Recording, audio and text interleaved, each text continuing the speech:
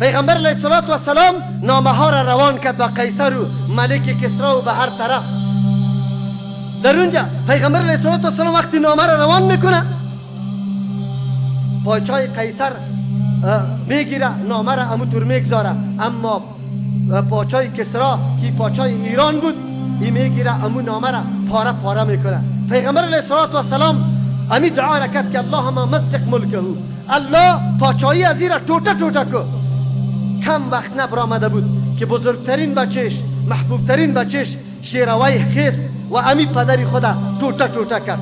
بعد از او دیگه نفر خیست، بچه از این را کشت. بعد از او دیگه نفر خیست، او را کشت و تمام پادشاهی کسرا مکمل ټوټه ټوټه شد. این انتقام الله متعال است که احترام خط پیغمبر علیه السلام نکرد، الله متعال همینطور پاره پاره کرد.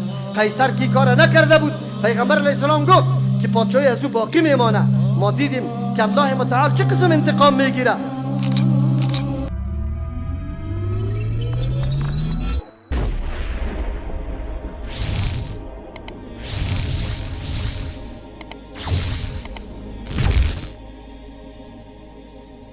الحمد لله نحمده ونستعينه ونستغفره ونعوذ بالله من شرور أنفسنا ومن سيئات أعمالنا. من يهده الله فلا مضل له ومن يضلل فلا هادي له، واشهد أن لا إله إلا الله وحده لا شريك له، واشهد أن محمدا عبده ورسوله. أما بعد، فإن أصدق الحديث كتاب الله، وأصدق الهدي هدي محمد صلى الله عليه وسلم، وشر الأمور محدثاتها وكل محدثة بدعة وكل بدعة ضلالة. أعوذ بالله من الشيطان الرجيم. بسم الله الرحمن الرحيم. فاصدع بما تؤمر وأعرض عن المشركين إنا كفيناك المستهزئين الذين يجعلون مع الله إلها آخر فسوف يعلمون. عزیزان گرامی، برادران مؤمن، در دو جمعه قبلی سلسله بیان ما که در مورد توقیر و احترام، عزتمندی و گرامی داشت پیغمبر صلی الله علیه و سلم به نزد الله متعال و مسلمان است، در او مورد سخن داشتیم که یک جمعه در این مورد گپ زدیم، وعده دادیم که در جمعه های دیگه ان شاء الله این موضوع را تکمیل می نماییم. عزیزان گرامی، بر علاوه از این که ما اعتراف داریم که رهبر دین ما و رهبر مسائلی که ما برش ضرورت در زندگی خود داریم پیغمبر صلی الله علیه و سلم قبول کردیم، مقام و منزلت پیغمبر خود هم میشناسیم و باید بشناسیم. الله متعال به پیغمبر صلی الله علیه و سلم او منزلت و مقام داده که یقینا نه تنها که الله متعال انتقامش از او مردمای میگیره که وا در شأن پیغمبر طعن یا استهزا میکنه، بلکه هر کسی که در این ساحه قدم بگذاره و در شأن پیغمبر علیه السلام گستاخی نمایه، الله متعال در دنیا هم او را رسوا و نامراد میسازه. از امو خاطر خواستم در این جمعه در مورد او عده کسانی که در طول تاریخ در شأن پیغمبر علیه السلام تحقیر کردن، در شأن پیغمبر علیه السلام طعن گفتن، چی عذابهای در مورد ازوا نازل شده. شیخ الاسلام ابن تیمیه رحمه الله یک کتاب به نام الصارم المسلول در مورد مقام و منزلت پیغمبر علیه السلام نوشته کرده و آنانی که در شأن پیغمبر به عزتی یا به احترامی میکنه حالات از یا نتیجه از را بیان کرده. الله متعال خود وعده داده که او کافی است برای او کسایی که در شأن پیغمبر علیه السلام استهزا میکنه. آیتی که ما خواندم، الله متعال پیغمبر خود مامور میسازه، فاصدع بما تؤمر، کدام چیزی که برای تو امر کرده میشه ای را خوب واضح بساز، گپی گم و گول نگو. مسئله نیست که تو ای را پنهان بسازی یا نعوذ بالله مصلحتها را در نظر بگیری، بلکه امر تو واضح و حق است، از او خاطر برای مردم واضح بیان بکو. کسانی که در حق تو طعن و لقبهای غلط و ناگوار میگذاره یا در شأن تو استهزا یا تحقیر میکنه، الله متعال وعده کرده که و اعرض عن المشرکین، از مشرکا روگردانی کو و آرام نمی نشینه، علیه تو تبلیغات میکنه و رای مخالفت در پیش میگیره، از هیچ نوع مخالفت دریغ نمیکنه.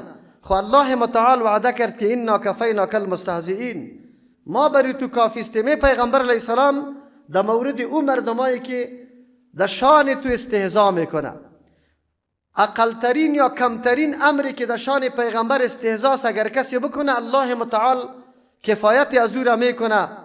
پس او کسی که در شان پیغمبر علیه السلام از اینکه در بالاتر طعن و لعن بگوید نعوذ بالله و شان پیغمبر پایین بیاره، الله متعال برای از او هم کارش کفایت میکنه. مفسرین نوشته میکنه اینجا مراد از کافی شدن الله متعال از طرف پیغمبر علیه السلام در مورد مستهزئین نیست که کدام سخنان ناگواری که در شان تو این مردم بیان میکنه ما کافیستیم برای تو، یعنی ما انتقام تو را از این طور مردم ها گرفته نیستیم. این وعده قرآنی است. الله متعال این وعده را با پیغمبر خود کرده. از امو خاطر است در طول تاریخ بسیار وقایع و حوادثی است که در شان پیغمبر علیه السلام هر کسی گستاخی نموده الله متعال انتقام عظیم از او گرفته. واقعا اینطور واقعات و حوادث یک کتاب خیلی ضخیمه می گنجه و همینطور واقعات خیلی زیاد است. ما به این خاطر که امت مسلمه درک بکنه که اگر ما امروز از بزدلی و ضعف خود کار میگیریم، راه را به یهود و نصارا باز کردیم، قطعا زیاد دوستی میکنیم و این نعوذ بالله احترام و تعظیم میکنیم، بلکه هیچ نوع حتی اظهار غم هم نمی کنیم که در شان پیغمبر ما کسی گستاخی میکنه یا کاریکاتورش هم میسازه یا فیلم پیغمبر علیه السلام هم میسازه. اگر ما آرام بشینیم یاد داشته باشی که الله متعال انتقام گرفته نیست. الله متعال دو قسم انتقام میگیره، گاهی مؤمنا و مسلمانا را الله مسلط میسازه بالای امو کسی که در شان پیغمبر گستاخی نموده و به دست مسلمانا او را عذاب میده. و گاهی هم مؤمن اگر کامیاب نشوه که حتی او را گوشمالی بده و او را تعذیب بده، الله متعال از او انتقام میگیره. در این روزگار، در این روزهایی که شما سر و صدا را شنیده، در این امریکای لعنتی، این امریکایی که سالات بنیاد یا اساس شیطنت او گذاشته و تمام شیطانی ها از یا نشأت میکنه، این مسئله ناگهانی و اینطور مفاجات و ناگهانی نیست که یک شخص خسته باشه، بلکه این برنامه فیلمیسته که چقدر مدت سرزی کار شده و چقدر مردم غلطه به چهره مسلمانی یا بری خود استخدام کرده و خواستن نعوذ بالله به مردم و ملت خود چهره پیغمبر مبارک ناگوار معرفی بکنه که یک آدم ظالم و خودخواه و شهوت پرست و نعوذ بالله شخصی بود که تمام ناهنجاری ها و قتل و قتال و نعوذ بالله دهشت و قتل و بربریت از دست از این نشأت کرده. این موضوع ناگهانی یک فرد نیست، این موضوع اینمی دشمنای اسلام است، امی بزرگای شیطان، امی فرعونای وقت که این به مشوره از یا صورت میگیره.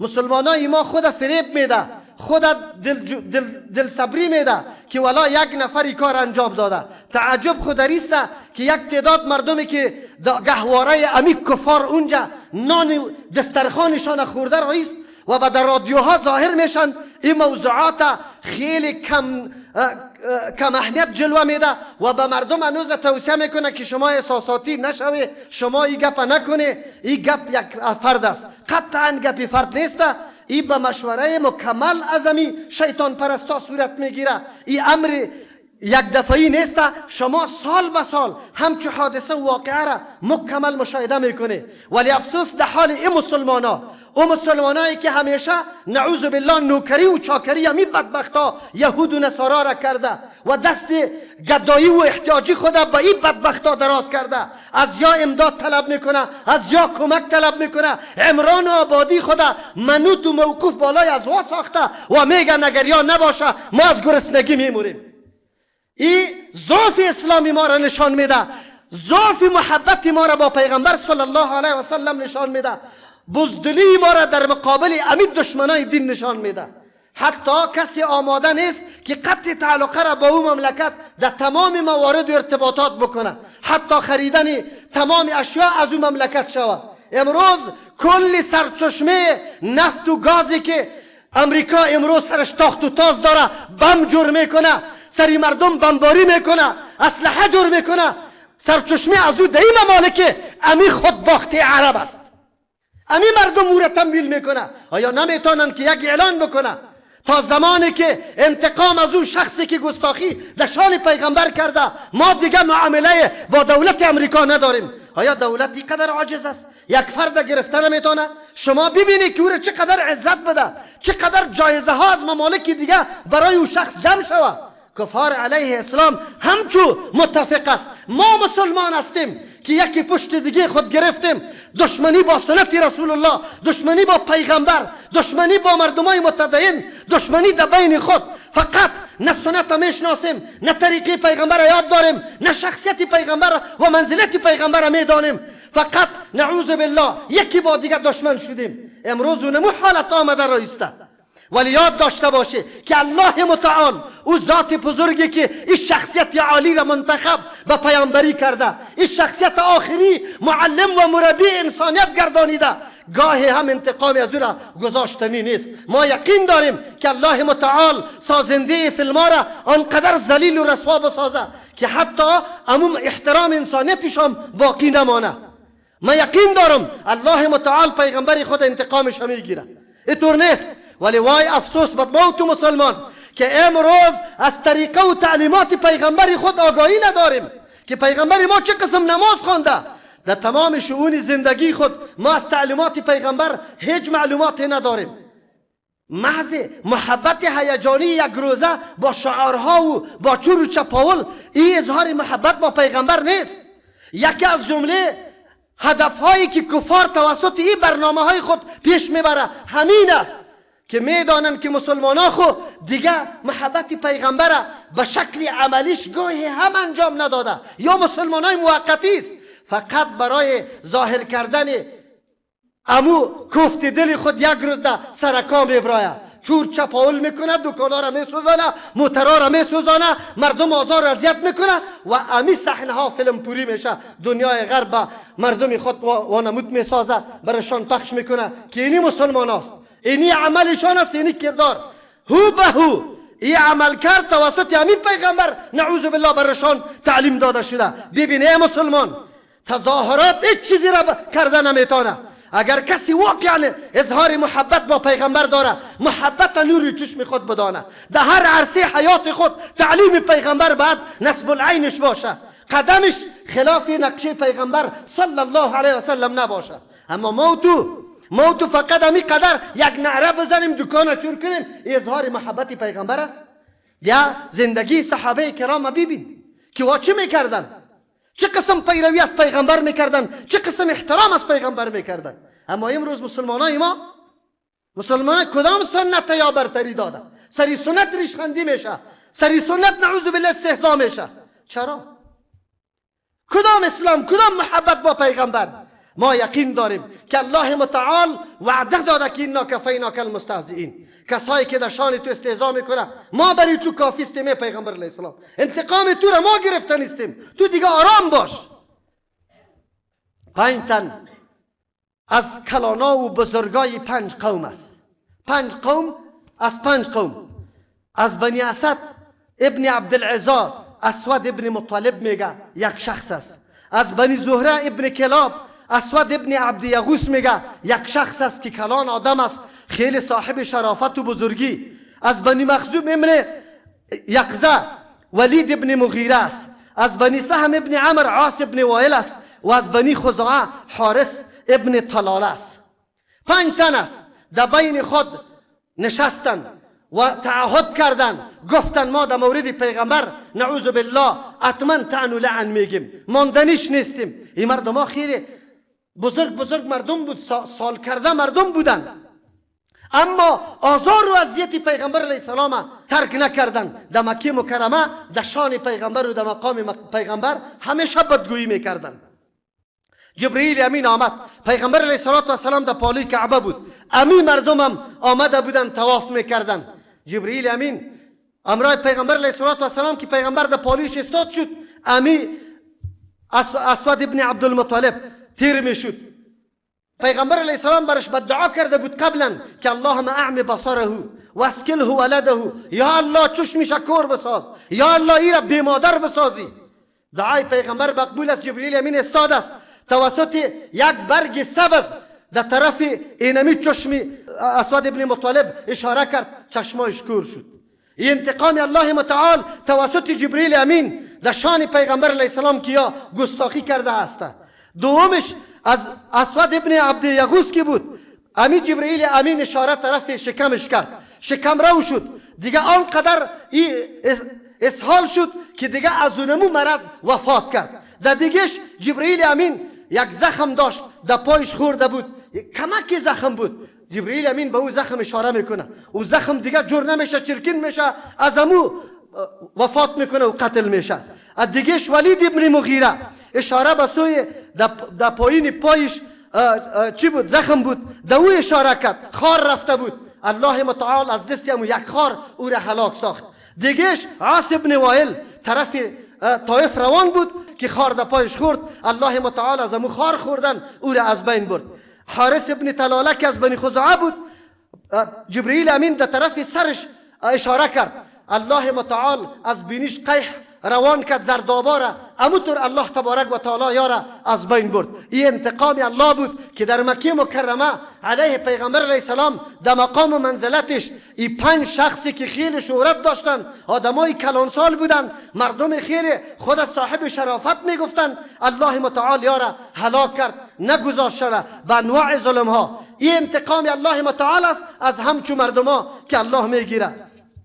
پروردگار پیغمبر خود همینطور نمیمانه. این یک واقعه است. ابو جهل فرعون ای زمان از نفرای خود پرسان کرد، ای آدم نعوذ بالله روی خود در خاک میماله؟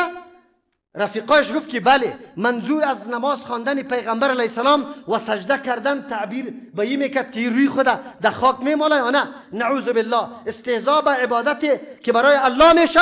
پیغمبر علیه السلام نماز شروع کرد، امی ابو جهل آمد، رفت نزدیک شد، گفت من خامخا قسم به عزا و به لات قسم خورد که من سر ازیر همیطور پچک میکنم، نمیوانم که سر ای بالا کنه. ابو جهل به این قصد نزدیک شد به پیغمبر صلی الله علیه و سلم، لیکن امیر رفیقایش میدید زمانی که ابو جهل نزدیک میشه یک دم پس حرکت میکنه و میترسه، هیجانی.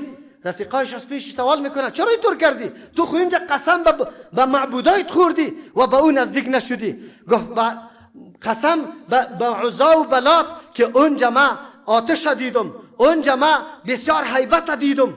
پیغمبر علیه السلام گفت لو دنا منی، پیغمبر علیه السلام گفت که اگر این خبیث برای من نزدیک میشد لاختطفته الملائکه، ملائکه یار ایرا همینطور میگریختان عضوا، هر عضو شلایده هر ملک میگرفت، این آدم دمی حالت باقی نمیمان. الله متعال ابو جهل قدرت و قوت نداد که برای سری مبارک پیغمبر علیه السلام زیر قدم نجسی ابو جهل قرار بده. الله متعال انتقام گرفته میتونه. انتقام الله متعال است. ابو جهل که فرعونی او وقت بود، خود در کدام سویه و مرتبه قرار داده بود، اما قدرت نتانست که با پیغمبر علیه السلام نزدیک شود. در این مورد الله متعال آیتام نازل کرد، ارأیت ان کذب و تولا الم یعلم بان الله یرا. آیا نمیبینی، خبر نمیدی از او کسی که او دروغ میگه، او باز میگرده اعراض میکنه از دین اسلام؟ آیا نمیدانه که الله این کل حالات میبینه؟ قرآن کریم از او خاطر گفت لنصفعا بالناصیه ناصیه کاذبه خاطئه. ما خامخا گرفته نیستم از اونمو پیشانی نعوذ بالله که همیشه با اظهار دشمنی را با او پیشانی با پیغمبر علیه السلام کرده. الله متعال میگه من از این پیشانی را میگیرم، این پیشانی کاذب، این پیشانی خطاکار، این را میگیرم، در آتش داخل میکنم. این انتقام الله متعال است برای پیغمبر. امام نووی رحمه الله بعد از ذکر آیاتا میگوید که به این طور امدادایی که الله متعال با پیغمبر علیه السلام کرده مثالای خیلی زیاد موجود است و تاریخ سری از این مسائل پر است. واقعی دیگه امی ابو جهل دو بچه آخر از دست دو بچه که تا آلی را در سن بلوغ نرسیده قتل کرده میشه. الله متعالی طور ذلیل میکنه شه. عتبه ابن ابی لهب بچه ابی لهب است. ابی لهب کاکای پیغمبر صلی الله علیه و سلم است. سخت دشمنی با پیغمبر داره. حبار ابن اسود میگه که ما ابی لهب امرای بچه خود آمادگی گرفتن که طرف سفر شام حرکت بکنه. من امرای از یک جای بودم. این امینجا عتبه ابن ابی لهب گفت که ما تا وقتی نروم او وقت حرکت نمیکنم طرف شام تا که آزار و اذیت به پیغمبر صلی الله علیه و سلم ندم. نزدیک پیغمبر علیه السلام رفت و گفت که خدا اشاره کرد که این کافر است، انکار میکنه به او شخصی که دنا فتدلا فکان قاب قوسین ادنا او ادنا. او شخصی که ادعا را داره که با بالا در صدرت المنتها رسیده، نزدیک شده و به جبرئیل امین به این اندازه نزدیک شده که به اندازه 2 قوس است. مثل او شخص که ادعا را داره انکار میکنم کافر هستم. پیغمبر علیه السلام دعا کرد اللهم سلط علیه کلابا من کلابک، یا الله سرش یک سگ از سگای خودت مسلط بساز. زمانی که گفت پس آمد امی عتبه ابن ابی لهب پدرش ابی لهب از پیش سوال کرد چی گفتی؟ او امو گفتاری که با پیغمبر کرده بود برش بیان کرد. بعد از او از پیش سوال کرد که او شخص بری تو چی گفت؟ گفت تو اینطور گفت که الله یک سگ از سگایت سرش مسلط بساز. گفت ما بالکل خوف دارم آخر در گیری اینمی طور سگ تو میفتی. ما گپای ای آدم از پیشش بسیار خوف دارم. حبار ابن اسود میگه روان شدیم. شب ما در یک دشت شد. در او دشت فقط یک خانگک برای راهب، کسایی که عبادت میکرد در دین عیسی علیه السلام از او شخص بود. شام شده بود رفتیم پیش از او آدم گفت که شما را چی شده؟ چه قسم مردم احمق و نادان هستی؟ اینجا خو شیرا اینطور میچره مثل که گوسفندا رمی مال واره میچره. در این دشت و بیابان شما چی کار داره که اینجا شما میای؟ او میگه که این امی ابی لهب آدم سنش کلان بود، آدم خیلی معمر، خیلی حلیه قوی داشت. به او راهب بزرگزاری کرد که ما را وقت بده که در مقابل بچیم امو شخصی که ادعای پیغمبری کرده امو بددعا کرده و ما از پیشش میترسم که مبادا شکاری کدام سگ از سگا شوه، از امو خاطر این ما را جای بده. گفت بارا را چیندیم و امی عتبه ابن ابی لهب در بین گذاشتیم، دیگرای ما در اطرافش خواب کردیم. گفت که شیر آمد بوی کده میرفت که نیافت. یک دفعه گفت در مابین امی عتبه ابن ابی لهب بود خیز زد و امی آدم گرفت. این را ببینه که الله متعال شیر صحرایی را مسلط میسازه برای انتقام گیری از او شخصی که پیغمبر علیه السلام بدگویی کرده. ما مقام پیغمبر خدا بدانیم. اگر ما مسلمانان ضعیف هستیم، اگر ما مسلمانان ایمان قوی نداریم، اگر ما مسلمانان ایمان بر رزاقیت الله نداریم، اگر ما مسلمانان ایمان به نصرت الله نداریم، بلکه ایمان ما منوط به کمک کفار است، ایمان ما آبادی وطن ما منوط به امی اولاد خنزیرا و شادی هاست. اگر ما یک دور حقیقت ایمان و محبت پیغمبر نمیشناسیم، الله متعال انتقام گیرنده است، بالکل گیرنده است.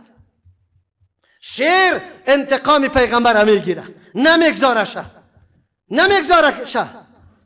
زمانی که این آیت نازل میشه والله یعصمک من الناس، الله متعال پیغمبر خدا میگه یا ایها الرسول، ای پیغمبری ما بلغ ما انزل الیک من ربک، از طرف پروردگار کدام مامورات کدام احکامی که برات نازل میشه او را به مردم برسان. و ان لم تفعل فما بلغت رسالته، واضح برسان، آشکارا اعلان بکو و تمام چیزا را برسان. یک امر از پیشت باقی نباشه. در این معامله خوف و خطر از کسی نداشته باش. چرا؟ والله یعصمک من الناس، الله تو را نگاه میکنه از مردم. پیغمبر علیه السلام قبل از این برای خود پیراداران نگاه میکرد. بعد از نزول آیت رخصت کرد پیرادارای خدا، گفت بره الله متعال مرا نگاه میکنه. و پیغمبر دعوت خدا همینطور آشکارا به مردم بیان کرد. الله نگاه میکنه. چه رقم نگاه میکنه؟ عایشه رضی الله عنها میفرماید که پیغمبر علیه السلام یک شب همینطور گفت لیت رجولا، کاش که یک شخصی می بود صالحا از اصحاب من اصحابی یحرسون اللیل که امشب مرا پیرداری میکرد. امید سخن پیغمبر علیه السلام گفت. قالت بین انا علی ذلك، عایشه رضی الله عنها میفرمه ما دینمی حالت بودیم که پیغمبر علیه السلام سخن گفت. از سمعت، در آن وقتی که من شنیدم صوت الصلاح، آواز صلاح. فقال من هذا، پیغمبر علیه السلام صدا کرد، آواز صلاح بود. کیست ای؟ یعنی صدا از کیست؟ فقال، اما مردکه چی گفت صحابی؟ انا سعد بن مالک رضی الله عنه. سعد بن مالک آواز داد که مستم یا رسول الله. فقال ما جاء بك، چی چیز تو را اینجا آورده؟ قال جئت لاحرسك، ما آمدم که تو را پیرداری کنم یا رسول الله صلی الله علیه و سلم. قالت عایشه رضی الله عنها میگه فسمعت غتیت رسول الله صلی الله علیه و سلم فی نومه، امو خورهاری پیغمبر علیه السلام از خواب در خوابش دیدم که آرام خواب کرد. پیغمبر علیه السلام در او حالت سرشین تر حالتا بود، ولی وقتی که آیت نازل شد پیغمبر علیه السلام کلی پیردارا رخصت کرد. چرا؟ الله او را نگاه میکنه و این واقعات عصمت پیغمبر علیه السلام مفسرین زیاد ذکر میکنه که الله چه قسم یار پیغمبر علیه السلام نگاه میکنه، گوسفند چه قسم انتقام میگیره. عبدالله ابن قمیعه، شخصی که پیغمبر علیه السلام در جنگ احد دندان مبارکش شهید کرده، روی مبارک پیغمبر علیه السلام زخمی کرده. واقعی احد به کل تان یاد است. سیرت مطالعه میکنی یا نمیکنی؟ زمانی که مسلمانان در جمع کردن غنیمت شد، در اول مرحله خو مسلمانان کامیاب شدن، در لشکر کفار خالد ابن ولید در او زمان مسلمان نشده بود. از امو خاطر رضی الله عنه در این وقت نگفتم. او از موقع کار گرفت، دید که مسلمانان سری غنیمت شروستن از طرف کوی احد که پیغمبر علیه السلام عبدالله ابن جبیر رضی الله عنه را با 50 تن در اونجا موظف کرده بود و توصیه کرده بود که سر ما هر حالتی بیا شما ایجار اعلان نمیکنه. ولی با تاسف که بعد از کامیابی و دیدن مشاهده کردن پیروزی مسلمانان، یک تعداد صحابه کرام با عبدالله ابن جبیر رضی الله عنه گفتگو شد. گفت چی کنیم اینجا؟ اونا کفار شکست خورد، بریم باید غنیمت ها را جمع کنیم، قطع دوستا و برادرای خود همکاری و کمک بکنیم. 12 تن باقی ماندن، دیگه همه پایین شدن. امی خالد ابن ولید از پشت سر آمد، 12 تن صحابه کرام شهید کرد. هنگامی که نمی زد و خورد و یک حمله ناگهانی سر مسلمانا شده بود، عبدالله ابن قمیعه اینی بدبخت چی شده بود؟ او آمد پیغمبر علیه السلام تلاش میکرد. مصعب ابن عمیر رضی الله عنه صاحب بیرق پیغمبر علیه السلام دفاع کرد از پیغمبر علیه السلام، اما مصعب ابن عمیر رضی الله عنه شهید شد. امی عبدالله ابن قمیعه تانست که بیا پیغمبر علیه السلام دندان مبارکش میده بکنه، روی مبارک زخمی بکنه. زمانی که مصعب ابن عمیر رضی الله عنه شهید شد فکر کرد که ما پیغمبر نعوذ بالله قتل کردیم، آواز داد، خوشحالی کرد که ما پیغمبر کشته شد. الا خبردار ان محمدا قد قتل نعوذ بالله. ای آواز داد. از امو خاطر ای آواز خیلی تاثیری بدی بالای مسلمانان کرده بود. یک دم حالت ناگوار سری مسلمانان آمده بود. امی عبدالله ابن قمیعه را پیغمبر علیه السلام دعا کرده بود که الله تو را پرچه پرچه کنه، ټوټه ټوټه کنه. الله متعال در کوه رفته بود، در سری خیلی کوی بلند رفته بود. گوسفندی از گوسفندا یا آهو که برش میگیم الله متعال پیدا کرد، زد قطی شاخ، امی آدم پایین انداخت، ټوټه شد ابن قمیعه.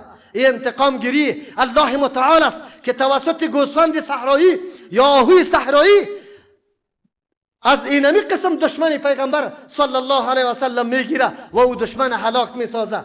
ما ببینیم یک گوسفند یا آهوی صحرایی هم میتونه انتقام پیغمبر صلی الله علیه و سلم بگیره. زمین چطور انتقام میگیره؟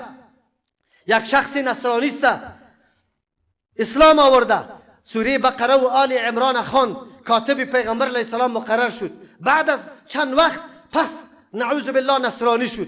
بعد از او پیش مردم رفت و به مردم میگفت که پیغمبر علیه السلام این چیز یاد نداره، ما یدری محمدا الا ما کتبت له. پیغمبر این چیزی را نمیدانه، امو چیزی را او میفهمه که من برش نوشته کردم. الله اکبر. این وقتی که این میموره مردم ای را چی میکنه؟ دفن میکنه در زمین، سبا میبرن که مرده در بیرون زمین افتاده. باز در بین خود گفتن که این اصحاب پیغمبر اینقدر مردم هستند که چون در جمع از جایی رفته بود پسی دین خدا از او منکر شده، از او خاطر دشمنی داره، میایه مردی از زیره میکشه.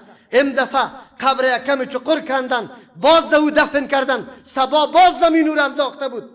دوم روز باز همی گپه گفتن، رفتن آنقدر چقر زمین کندن که طور فکر کردن که ایره 10 نفر و 20 نفر نمیتونه در یک شب ایره بیرون کنه. سبا باز دیدن که امود طور افتاده است. بعد از او در بین خود گفتن که در شان پیغمبر گستاخی کرده بود. نعوذ بالله. الله متعال زمین امر کرده که مرده از ایره در داخل خود جا نده. زمین هم اینمی قسم انتقام از او شخصی میگیره که در شان پیغمبر صلی الله علیه و سلم توهین و تحقیر کرده. بیایید پیغمبر علیه السلام نامه ها را روان کرد به قیصر و ملک کسرا و به هر طرف. در اونجا پیغمبر علیه السلام وقتی نامه را روان میکنه، پادشاه قیصر میگیره نامه را همونطور میگذاره، اما پادشاه کسرا که پادشاه ایران بود این میگیره همون نامه را پاره پاره میکنه. پیغمبر علیه السلام امی دعا را کرد که اللهم مزق ملکه، الله پادشاهی از این را ټوټه ټوټه کو.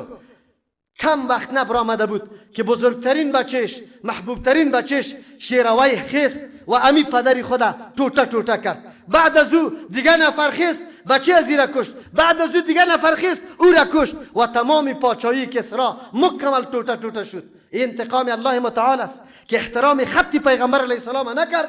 الله متعال امی طور پاره پاره کرد. قیصر کی کار نکرده بود. پیغمبر علیه السلام گفت که پادشاهی از او باقی میمانه. ما دیدیم که الله متعال چه قسم انتقام میگیره. ابن حجر رحمه الله در کتاب خود الدرر الکامنه فی اعیان المئة الثامنه در او شخصیت هایی که در سال 800 هجری موجود است تاریخی از ما را نوشته کرده. در اونجا واقعی نصرانی شدن یکی از امرا یا قماندانه و پادشاهای مغول که او نصرانی شده بود واقعی از او را نقل میکنه که یکی از امرا نصرانی شد، دیگه نصرانی ها یک وفد جماعت خیلی بزرگ پیشش آمد برای احترامش. در مجلس یکی از همین نصرانی ها شروع کرد نعوذ بالله به بدگویی پیغمبر صلی الله علیه و سلم. دینمی موقع یک سگ در اونجا بسته بود، خیز زد امی آدم گرفت و مردم ای را خلاص کرد. باز مردم برش گفت که سیکو در شان امین نصرانی ها برش گفت که در شان پیغمبر گپ گفتی، سگ تو را کند. گفت نه، ما دستی خدایی توری طور میکردم، طرفی از او سگ فکر کرده که البته ما سر از او حمله میکنم، سرم چی کرد. باز شروع کرد نعوذ بالله به بدگویی پیغمبر صلی الله علیه و سلم. سگ دوباره گرفت چه آلی الا نکرد چه تا که دمش برآمد. سگ دفاع میکنه از حیثیت پیغمبر صلی الله علیه و سلم. دیگه اربد و عامر دو دشمن پیغمبر صلی الله علیه و سلم آمده پیش پیغمبر علیه السلام. با پیغمبر علیه السلام مجلس میکنه. از پیشش بعضی مطالبه کرد که اگر ما اسلام بیاریم برای ما چی میدی؟ پس از خود مرا جانشین مقرر میکنی یا نه؟ دیگهش گفت که این ملکی عجبی ها را برای ما میدی یا نه؟ پیغمبر علیه السلام گفت نه، برای شما آن چیزی است که برای مسلمان است، سایر مسلمان ها، و بالای تان آن چیزی است که بالای مسلمان است. در اسلام این گپا نیست که کسی اسلام میاره انعام برش داده بریم و برای از پادشاهی داده بریم. یردو بازگشتن، خب ما بین خود گفتن که چطور ما پس برویم، یکی نعوذ بالله این گپی از این را ختم بکنیم. عامر گفت ما پیغمبر علیه السلام در سخن میگیرم. اربده گفت که تو ده قط شمشیر که پیغمبر علیه السلام از بین بره نعوذ بالله. پیغمبر علیه پس بگشتن اردویشان. آمد پیغمبر علیه السلام اشاره کرد. پیغمبر آنقدر متواضع بود، ادناترین شخصی که برش میگفت پیغمبر قطت کار داریم همون طرف قطش میرفت. پیغمبر خیست امرش رفت در پالوی در بیخ یک دیوال استاد شدن، همونطور در گپ گیر کرد شه. اربد آمد و شمشیر خود کشید. با مجردی که دست بالا میکرد الله متعال دستش خوش کرد، دیگه قدرت نتونست که شمشیر بزنه. هرگاه که گپ طولانی شد این عامر ایران بود که چرا این اربد وار نمیکنه، سعی کرد که دست خشک است. بعد از او حرکت کردن، خو لیکن در جای خود نرسیدن.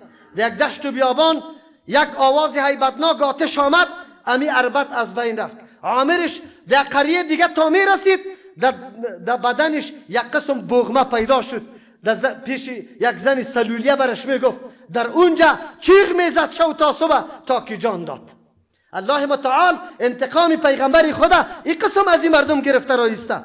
ابراهیم فزاری در این عصر بعدی، در این زمانه های بعدی، ابراهیم فزاری یک شاعر بود. در یک شعر خود نعوذ بالله پیغمبر صلی الله علیه وسلم مسخره کرده بود. قاضی یحیی ابن عمر می گفت او امر کرد که را در دار آویزان کنه. فتوا را علما داده بود که آدم مرتد شده کافر است، ای باید کشته شود. وقتی که در دار آویختن با مجردی که دستای مردم از او دور شد و روی از او از قبله گشت و بعد از او وقتی که وفات کرد خونش ریخت، سگ آمد امو خونی از او را خوردن گرفت. این واقعاتی است که در این بعدی بر ما ظاهر شده که الله متعال کسی که پیغمبر را طعن میکنه چه قسم میکنه. دو واقعه دیگر هم براتان میگم که هم از عصر بعدی است. احمد شاکر رحمه الله یکی از علمای برجسته است که او تعلیقات کرده سر کتب حدیثای صحیح و ضعیفه با هم تفکیک کرده. او نقل قول از پدر خود شاکر رحمه الله میکنه که او یک وقت وکیل جامعه ازهر بود. او گفت در یک موقع یک خطیب بود، بسیار خطیب زبان خیلی خوب داشت، چرب و نرم داشت، خیلی مردم برای خطبه حاضر میشد. در زمانی که در حکومت مصر طه حسین اگر نامش شنیده بوده، اولین نعوذ بالله خادم نوکر و چاکر غرب که دین اسلام و لغت عربی را بد دانست، حجاب دور کرد، حجاب لعنت گفت و این حرکت نعوذ بالله غرب طلبی را در مصر شروع کرده بود. این آدمی لعین گفت اینمی خطیب به خاطر یک کسی را مدح کرد که او با طه حسین یک کمی رفت آمد داشت، با این خاطر که پیش از او محبوب شود. گفت یک روز خطبه می گفت که پاچا امرای طه حسین آمد. زمانی که داخل مجلس امی خطیب شد، خطیب به خاطر از اینکه او را خوش بسازه نعوذ بالله این کلمه را برای مدح امی پاچا گفت که ما عبسه ان جاءه الاعمى و ما تولا. این روی خود ترش نکرد وقتی که آدمی کور برش آمد و از پیشش روی هم نگشتن. نعوذ بالله منظورشی بود که پیغمبر علیه السلام این کار کرده، چرا که اونجا صورت است عبس و تولا. زمانی که عبدالله ابن ام مکتوم رضی الله عنه پیش پیغمبر آمد، پیغمبر صلی الله علیه وسلم با یک طایفه از مردم در حالت گفتگو بود. عبدالله ابن ام مکتوم رضی الله عنه میخواست چیزی سوال کنه، پیغمبر علیه السلام به خاطر متوجه عبدالله ابن ام مکتوم نشد که خب بار بار در مجلس می آمد و سوالش خیلی ضروری نبود، مصروف بود با این مردم در گپ زدن. الله متعال آیت روان کرد که عبس و تولا ان جاءه الاعمى. این خطیب نعوذ بالله یک نوع تعریض خراب بالای پیغمبر کرد. شاکر پدر احمد می فرماید که به الله قسم ما یک روز گفت وقتی که نماز خلاص شد، امی شاکر رحمه الله به مردم اعلان کرد که ای مردم نمازتان از سر بگردانه، به خاطر که خطیبتان کافر شد، به خاطر که پیغمبر علیه السلام تعریضی بد کرد. گفت باز امی مردکه که ما او را میشناختم، یک وقت دیدم که بوتای مردم در یکی از مساجد در دانی مسجد برابر میکنه، نگاه میکنه. الله این قدر ذلیل کرده بود شه. گفت وقتی که من دیدم شه، من نخواستم که خطش رو بروشم از دستی که خجالت بکشه. خب باز گفتم که خود توهین پیغمبر کرده بود. گفت خب خدا رخ به رخ کردم، سر پایین انداخته بود از خجالت که او خطابت طبیبی در سر منبر پیشوای مردم بودی، امروز نگابانی بوتای مردم هستی. این عزت الله تبارک و تعالی برای پیغمبر داده که کسی در شانش گستاخی میکنه این حالتش است. یک کسی دیگه رفته بود از مصر دکترا میگرفت، اونجا استادش نصرانی بود، چون در بخش سیرت زیاد تحصیل کرده بود، میخواست امی رساله دکترای خود در شان سیرت پیغمبر نوشته کنه. استاد از پیشش طلب کرد که تا وقتی را این دکترا را بری تو داده نمیتونیم که در شان پیغمبر چیزی را نگویی. این دکتر ایران ماند که اگر این قدر وقت زحمت کشیدیم، اگر به شان پیغمبر چیزی نگویم دکترا برام نمیده، اگر بگویم چطور شود؟ نعوذ بالله دنیا را ترجیح داد، دکترای خود ترجیح داد، در شان پیغمبر چیزی را نوشته کرد تا که پس می آمد در وطن اولاد مالش یک دم آفت آسمانی آمد مکمل از بین رفته بود. الله متعال اینطور انتقام گرفته میتونه. چرا در حدیث پیغمبر علیه السلام ما و شما صراحتا میخوانیم؟ حدیث مسلم رحمت الله علیه نیست؟ سلمه ابن اکوع رضی الله عنه میفرما یک شخص پیش پیغمبر علیه السلام نان خوردن شروع کرد با دست چپ. پیغمبر علیه السلام برش گفت کل بیامینک، با دست راست بخور. او در جواب گفت که فلا استطیع، ما توان ندارم. پیغمبر علیه السلام گفت لاستطعت، توانایی برات پیدا نشوه. امی سلمه ابن اکوع رضی الله عنه میفرما که او مرد که بعد از او دست بالا کرده نتانست، یعنی توانایی و قوت برش پیدا نشد. کسی که مخالفت طریقی پیغمبر سخن پیغمبر علیه السلام میکنه امی حالتش است. چرا در حدیثی که ابی هریره رضی الله عنه نقل میکنه از پیغمبر علیه السلام که از فعل پیغمبر علیه السلام مخالفت میکنی و دستوری که پیغمبر برات داد اگر مخالفت میکنی حالت دیگرگون میشه. نه آمده پیغمبر علیه السلام میگه اما یخشى احدکم ان یرفع رأسه قبل الامام، آیا نمیترسه یکی از شما که سری خود بلند بسازه پیش از امام؟ نمیترسه؟ ان یجعل رأسه رأس حمار، که بگرده یجعل رأسه رأس حمار، که سرش سری خر بگرده نعوذ بالله. در یک حدیثی او یجعل الله صورته و صورت حمار، یا بگردن الله شکل زیر شکل حمار. مخالفت فعل پیغمبر علیه السلام انسان در این سرحد میکشه. اما امروز ما دستورات پیغمبر فراموش کردیم. ما یقین داریم که الله متعال به گستاخان پیغمبر که هر کس اگر مسلمان است اگر کافر است گستاخی کرده الله انتقام از پیشش گرفته نیست.